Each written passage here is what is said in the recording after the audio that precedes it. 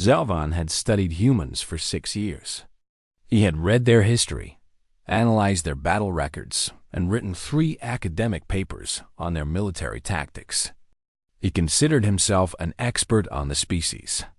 But standing on the dusty plains of Vara 7, watching them prepare for a battle they could not possibly win, he realized he understood nothing about them at all. The Torvian intelligence officer adjusted his optical scanner and focused on the human encampment below. 8,000 soldiers. That was all they had sent.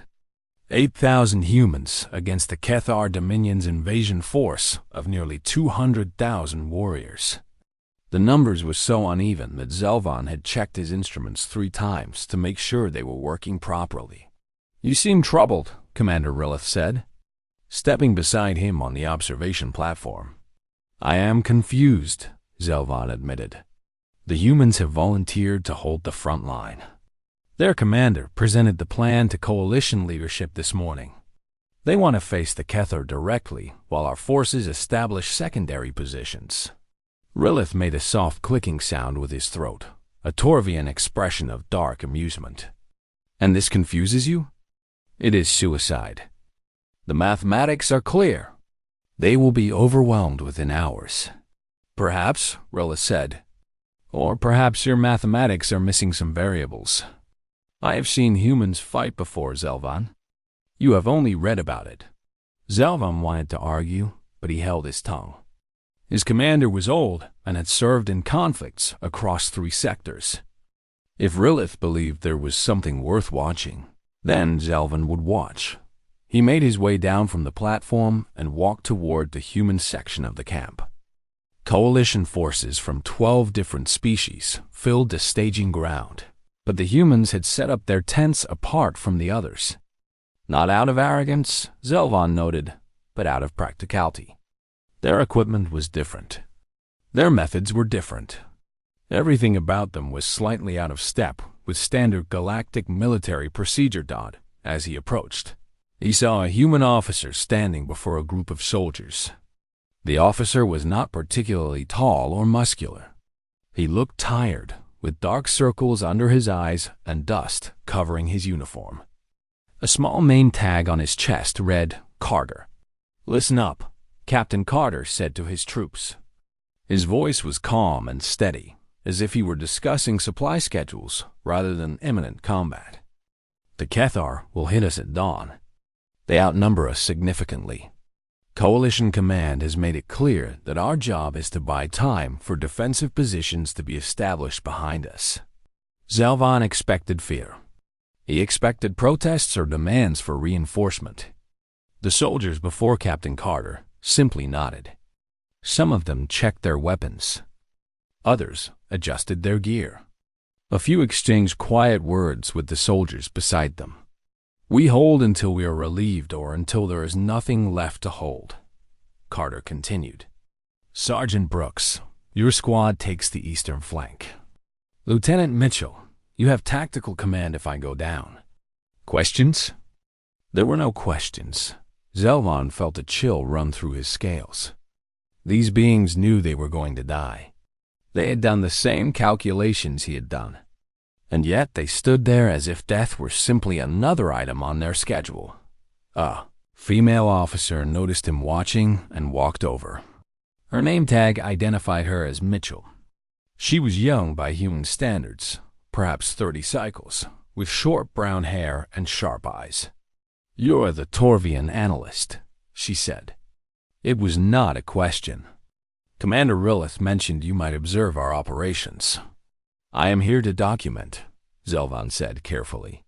"For the official record." Lieutenant Mitchell smiled, but there was no humor in it. "Document away. Just stay behind the line when things start. Kethar plasma weapons make a mess of organic tissue." "You speak of the battle very casually," Zelvan observed. "Would panic help?"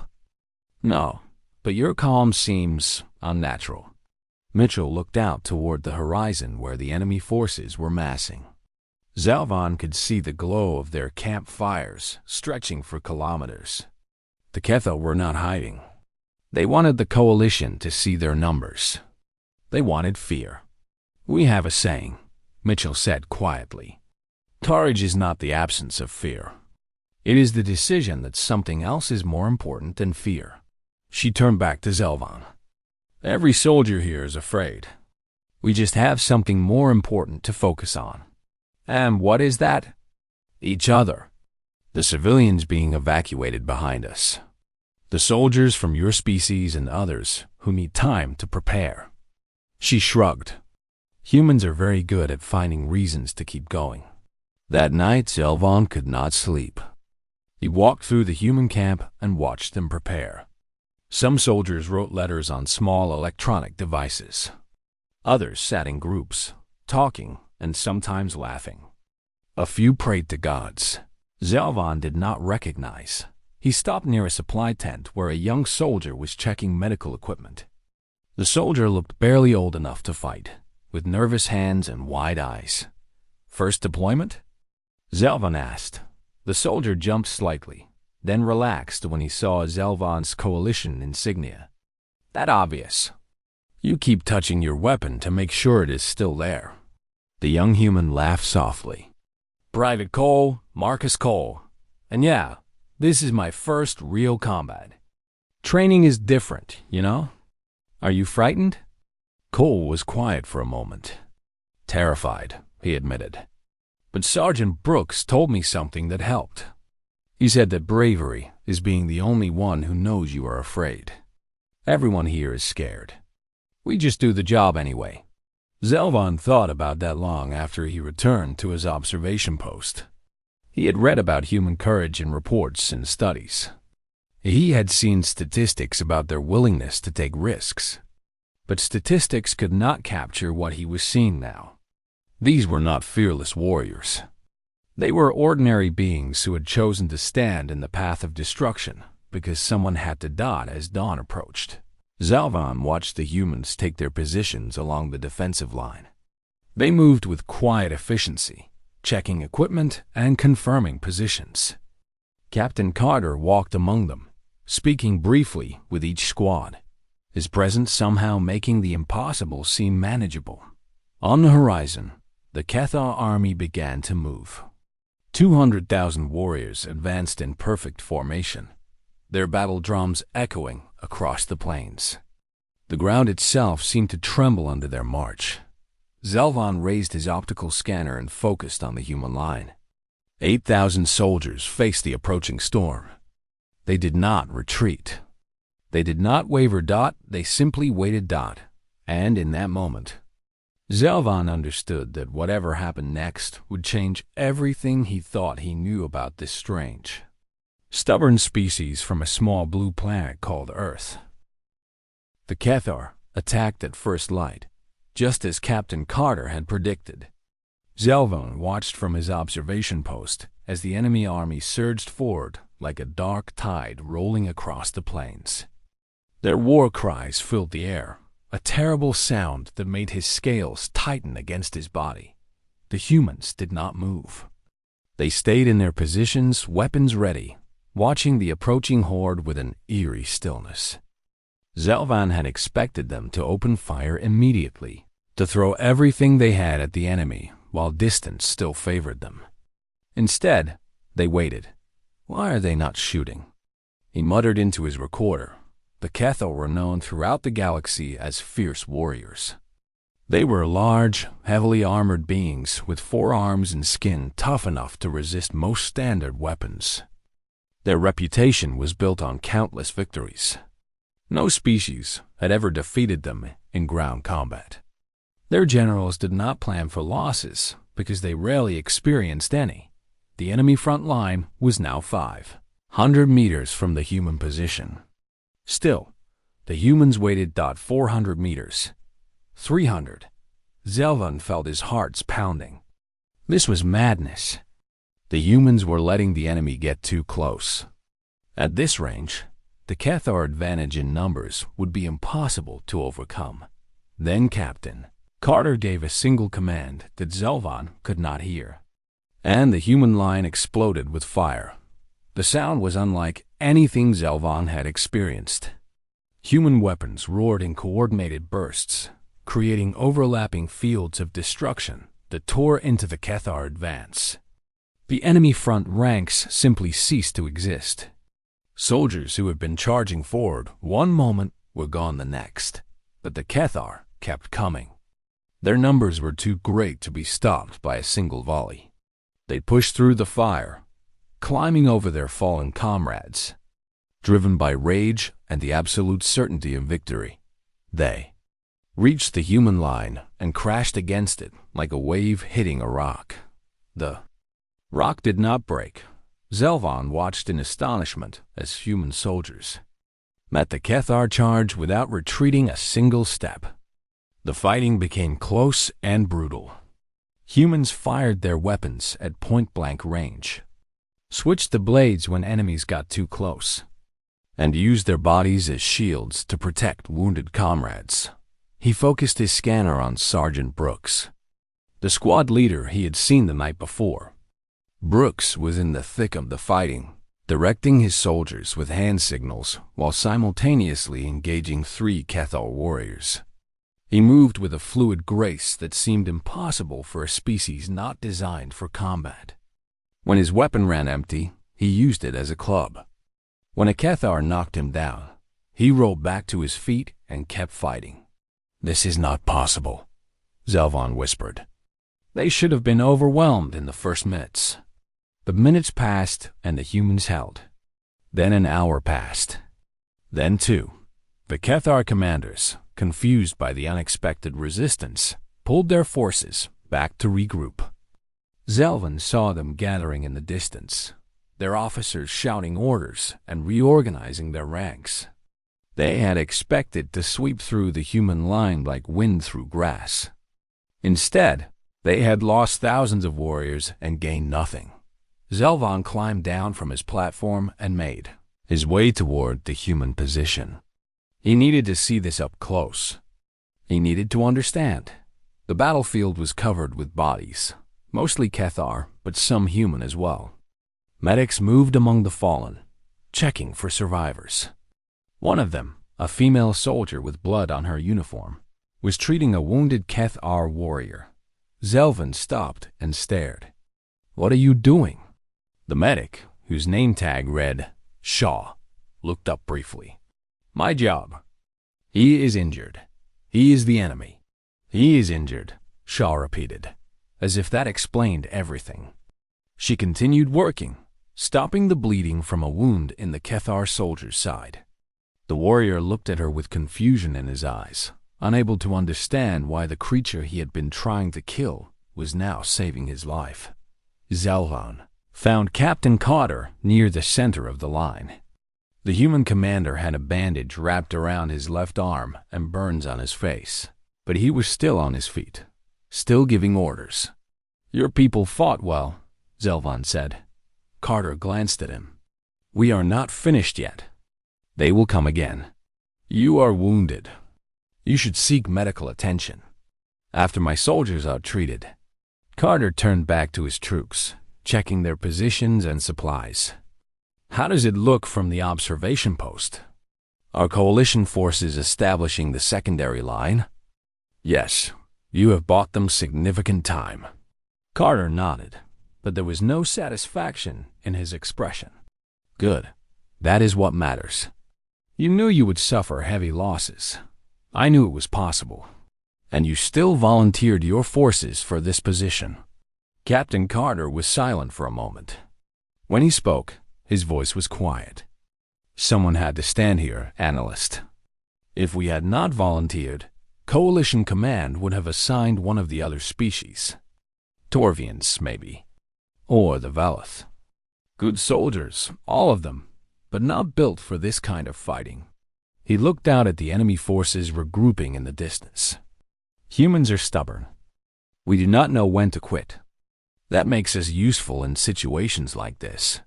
"It makes you valuable," Zelvan corrected. Carter shook his head. "It makes us necessary. There's a difference." The second Cathar assault came 2 hours later. It was larger than the first, with fresh troops and heavier weapons. The battle lasted until sunset, a grinding, bloody affair that tested every limit of human endurance. Zelvan watched it all. He documented every charge, every counterattack, every moment when the line seemed about to break but somehow held together. He saw soldiers carrying wounded comrades to safety while still firing at the enemy. He saw officers leading from the front, sharing every danger with their troops. When darkness finally ended the fighting, the Cathar pulled back again. They had made no progress. The human line remained intact. That night, Zelvan walked through the human camp and saw exhausted soldiers eating cold rations and tending to their wounds. Many of them had not slept in over 30 hours. Some would never sleep again. Yet when he listened to their conversations, he heard no complaints. He heard soldiers checking on each other, sharing supplies, making dark jokes about their situation. He heard them planning for tomorrow as if tomorrow were guaranteed. Lieutenant Mitchell found him near the medical tent. She looked as exhausted as everyone else, with dirt and blood covering her uniform. "Your documentation going well?" she asked. "I do not know how to document what I'm seeing," Zelvan admitted.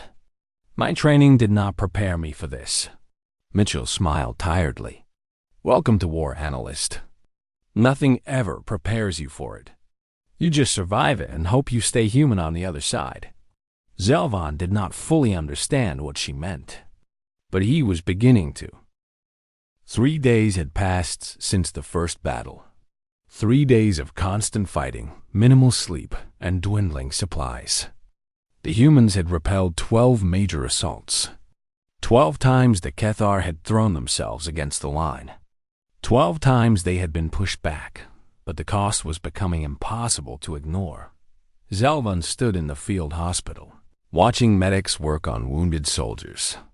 The facility had been designed to handle 200 patients. It now held over 600. Human medics moved between beds with quiet efficiency, treating injuries that would have killed most other species. Corporal Shaw was still working, though she had not rested in at least 40 hours. Her hands were steady as she stitched a wound closed on a young soldier's chest. The soldier was unconscious, his face pale from blood loss. "He will live," Shaw said, noticing Zelvan watching. The wound missed his vital organs by centimeters. "Lucky. Is luck a factor you rely upon?" Shaw smiled grimly. "We rely on everything we can get." A communication officer rushed into the tent and spoke quietly with the senior medic. Zelvan saw the medic's face tighten, then go carefully blank. Bad news. He did not need translation to understand that expression. He left the hospital and made his way to the command post. Something had changed. He could feel it in the air, see it in the way officers moved with sudden urgency that Captain Carter was inside, speaking with Lieutenant Mitchell and several other officers. A holographic display showed the battlefield situation in harsh detail. The Cathar forces were still enormous. Coalition positions were marked in blue, human positions in green. The green markers were surrounded on 3 sides. "Coalition Command has issued new orders," Carter said. His voice was flat, without emotion. "General retreat begins at midnight. All forces are to fall back to the secondary defensive line." "And us?" Lieutenant Mitchell asked. "We hold position to cover the retreat. Rear guard duty." The room went silent. Every officer understood what that meant. Rear guard against an overwhelming enemy force was not a defensive position. It was a death sentence. Someone had to stay behind and fight while everyone else escaped. Someone had to die so others could live. Zelvan expected arguments. He expected demands for support or requests to share the burden with other coalition forces. Instead, Lieutenant Mitchell simply nodded. "I will inform the squad leaders," she said. "Tell them the truth," Carter replied. "They deserve to know what they are volunteering for." "Yes, sir." The officers filed out to deliver the news to their troops. Zelvan remained, watching Captain Carter study the holographic display. The human commander looked older than he had 3 days ago. The weight of command showed in every line of his face. "You should leave with the coalition forces," Carter said without turning around. "There is no need for you to stay. I am here to document. You can document from a safe distance." "No," Zelvan said. "I cannot." Carter finally turned to look at him. "Why?" Zelvan thought about the question carefully. 3 days ago, he would have said his job was to observe and record, to create an academic analysis of human military capability. But something had changed. He had watched humans bleed and die for soldiers of other species. He had seen them treat enemy wounded with the same care as their own. He had witnessed courage that defied all logical explanation. "Because someone should remember what happens here," Zelvan said finally. "Someone who understands what it means." Carter studied him for a long moment, then nodded slowly. "Then stay. But when the end comes, get to the evacuation zone. The universe should know this story." That night, Zelvan found Commander Rilith preparing to leave with the main coalition forces. His superior officer was overseeing the loading of intelligence equipment onto transport vehicles. "You are staying with the humans," Rilith said. It was not a question. "Yes, that is unwise. Your expertise is valuable to coalition intelligence. And what the humans are doing is valuable to everyone," Zelvan replied. "They are dying so that soldiers from a dozen different species can escape. They volunteered for a mission everyone knew was hopeless. Do you not find that worthy of documentation?" Rilith was quiet for a moment. "I told you that your mathematics were missing variables. Do you understand now what I meant?" "I am beginning to. The humans have a capacity that we lack," Rilith said slowly. "They can look at certain death and find meaning in it. They can sacrifice themselves for strangers without hesitation. It is not logical. It is not efficient. But it is something we have never been able to replicate, no matter how advanced our technology becomes. Is that why Coalition Command always assigns humans to the hardest positions?" Rilith did not answer directly. "Stay safe, analyst. Complete your documentation. Make sure the galaxy understands what happened here." The commander left with the retreating forces. Zelvan watched the transports disappear into the night, carrying thousands of soldiers to safety. Behind him, the humans prepared for their final stand. He found Lieutenant Mitchell near the forward defensive line, checking equipment with her soldiers. She looked up as he approached. "You actually stayed," she said. "Surprised. I said I would document. Most documenters prefer to do it from somewhere safe. Safe documentation tells incomplete stories." Mitchell laughed softly. The first genuine laugh Zelvan had heard from her in days. "Pull up some dirt, analyst. It is going to be a long night." Zelvan sat beside her on the dusty ground. Around them, human soldiers were writing final messages, checking weapons, and sharing quiet moments with their comrades. Some prayed. Others simply sat in silence, preparing themselves for what was coming. "Are you afraid?" Zelvan asked. "Terrified," Mitchell admitted. "But fear is just information. It tells you something important is happening. What matters is what you do with that information. And what are you doing with it?" Mitchell looked out at the darkness where the enemy was waiting. "I am using it to stay sharp, to protect the people beside me, to make sure that when the end comes, I have done everything I could." She glanced at him. "That is all any of us can do, really, human or otherwise." Zelvan recorded her words carefully. They felt important in a way he could not quite explain. This was why he had stayed. Not for data or analysis, but for understanding. For truth. In the distance, the Cathar were preparing their final assault.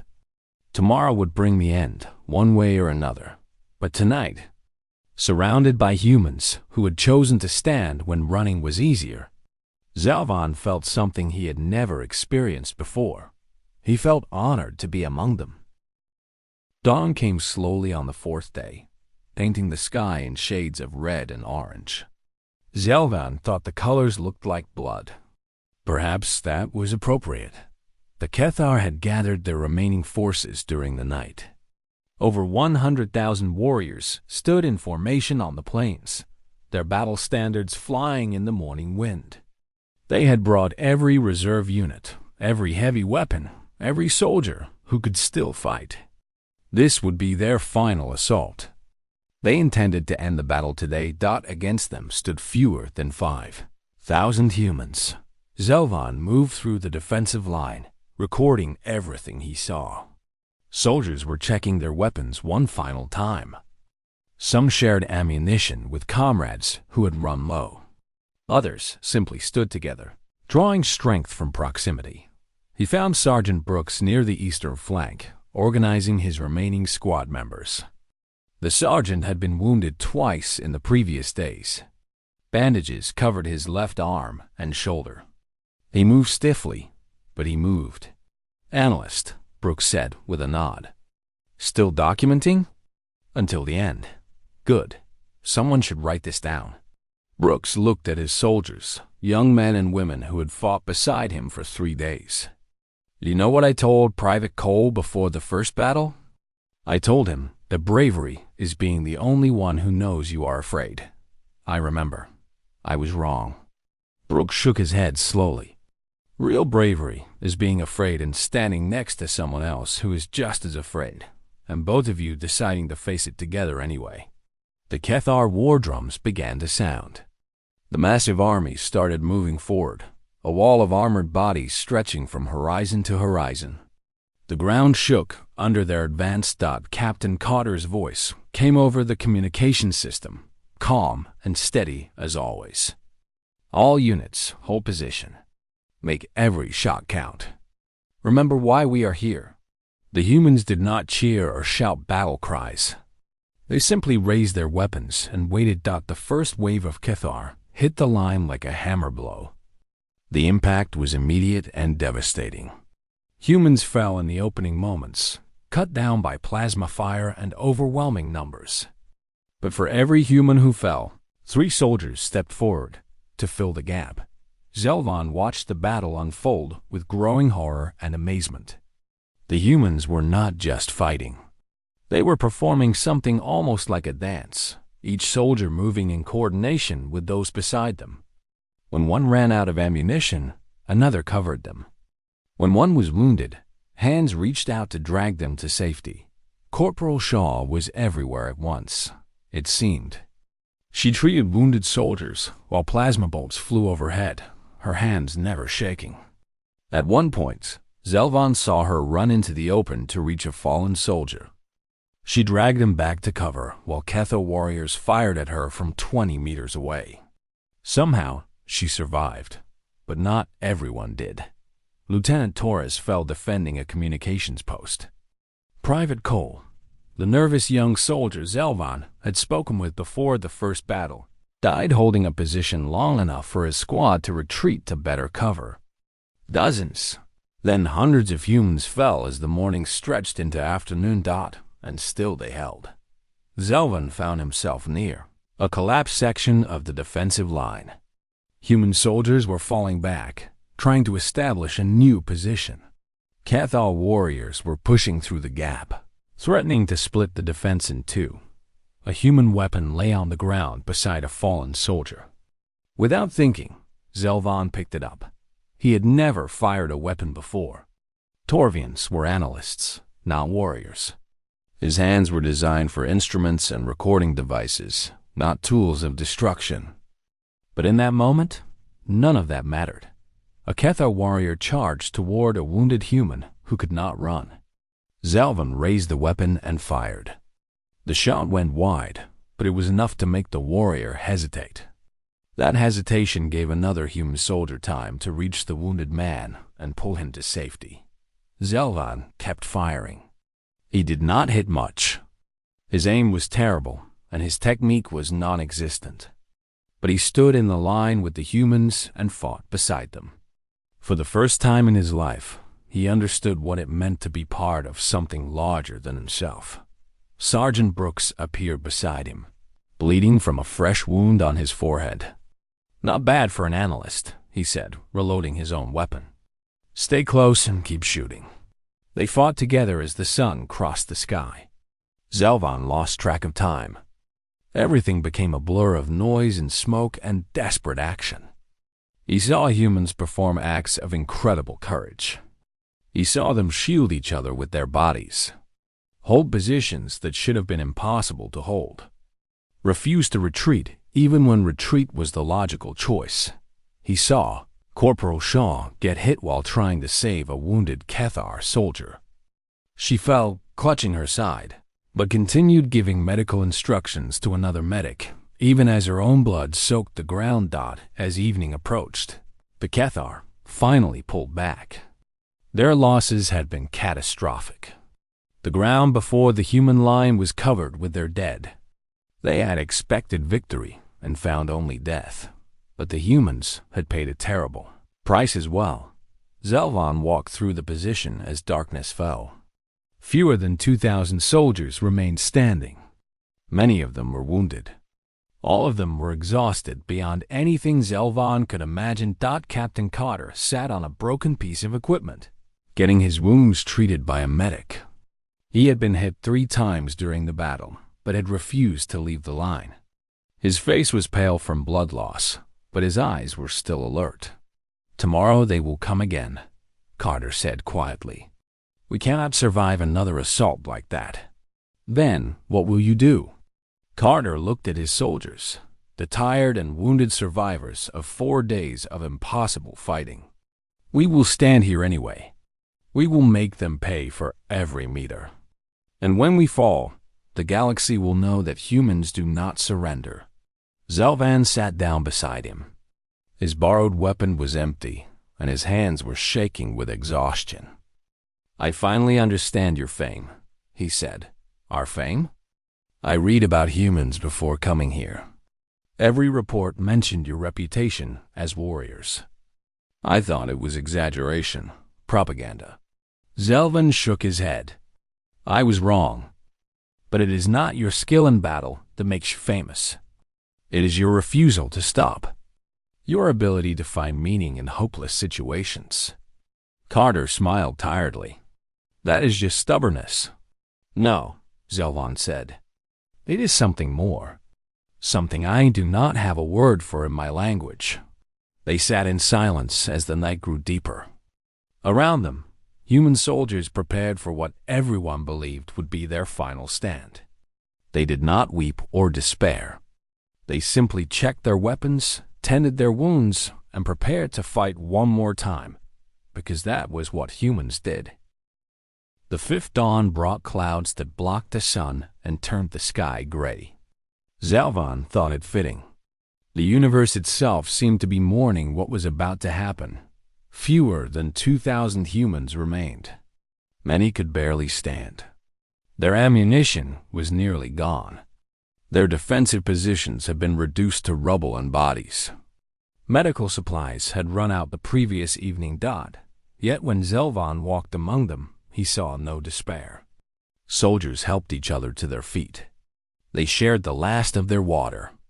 They made quiet jokes about their situation, finding humor in places Zelvan could not understand. Captain Carter gathered his officers for a final briefing.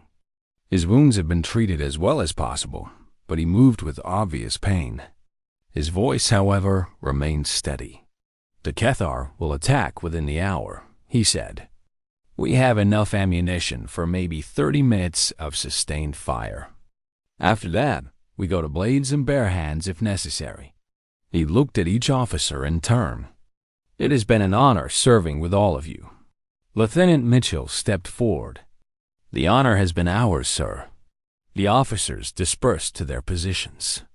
Zelvan followed Captain Carter to the center of the line, where he could observe the entire battlefield.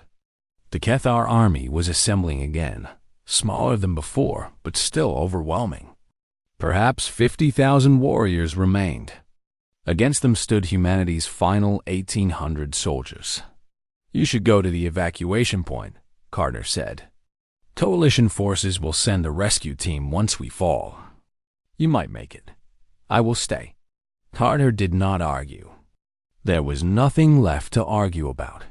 The Cathar began their advance. War drums echoed across the plains.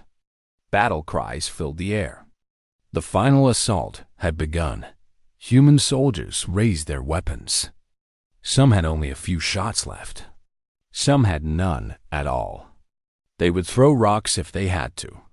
They would fight with their teeth and their fingernails. They would not stop until their hearts stopped beating. The enemy was 300 meters away. When something changed, Zelvan heard a sound in the distance. A deep rumbling that seemed to come from everywhere at once. He looked up and saw shapes dropping through the clouds. Ships. Dozens of ships bearing coalition markings. Their weapons already firing. The Cathar advance faltered as plasma cannons tore into their ranks from above. Troop transports landed behind the human line, discharging fresh soldiers by the thousands. Torvians, Veleth, species from across the coalition, all arriving at once. Commander Rilith emerged from one of the transports and walked directly to Captain Carter. Coalition Command changed their orders, he explained. When word spread about what your people were doing here, soldiers from 14 different species refused to retreat further. They demanded to return and fight. Carter stared at him. You came back. You gave us time. You gave us hope. Rilith gestured toward the fresh troops taking up positions along the line. This is how the coalition repays that debt. The battle resumed, but now the odds had shifted. Coalition forces outnumbered the Cathar for the first time. Fresh soldiers pushed forward while the exhausted humans finally rested. Weapons that had been silent for days roared back to life. The Cathar, already weakened by 4 days of costly assaults, could not withstand the counterattack. Their lines broke. Their warriors fled. For the first time in their species' military history, they experienced complete defeat. When the fighting finally ended, Zelvan walked across the battlefield. Coalition soldiers were helping the wounded, human and Cathar alike. Medics treated enemy warriors with the same urgency as their own people. It was the human way, and it had spread to everyone who had fought beside them. He found Corporal Shaw in the field hospital. She had survived her wounds, though barely. A medic from another species was treating her while she gave instructions on how to help a Cathar patient nearby. You should rest, Zelvan told her. I will rest when everyone is stable, Shaw replied. Even now, after everything, she would not stop helping. The surviving humans gathered near the center of what had been their defensive line. There were so few of them. Of the 8,000 who had stood against the Cathar 5 days ago, fewer than 1,100 remained alive. Most of those were wounded. They did not celebrate. There were no cheers or songs of victory. They simply sat where they had fought, too exhausted for anything except relief and grief. Some wept for fallen friends. Others stared at nothing, still processing what they had survived. Captain Carter walked among them one final time, checking on each soldier personally. His wounds made every step painful, but he refused to stop until he had seen every face, spoken every name. These were his people. He would not abandon them. In the days that followed, Zelvan compiled his official report. He documented troop movements, tactical decisions, casualty figures, and strategic outcomes. It was the kind of analysis coalition intelligence expected from him, but he also wrote something else. A personal account that he attached to the end of his report. Words that no training had taught him to write. I came to Verith 7 to document a species I thought I understood. I had studied humans for years. I believed their reputation was exaggeration, their courage overrated, their stubbornness a weakness rather than a strength. I was wrong about everything.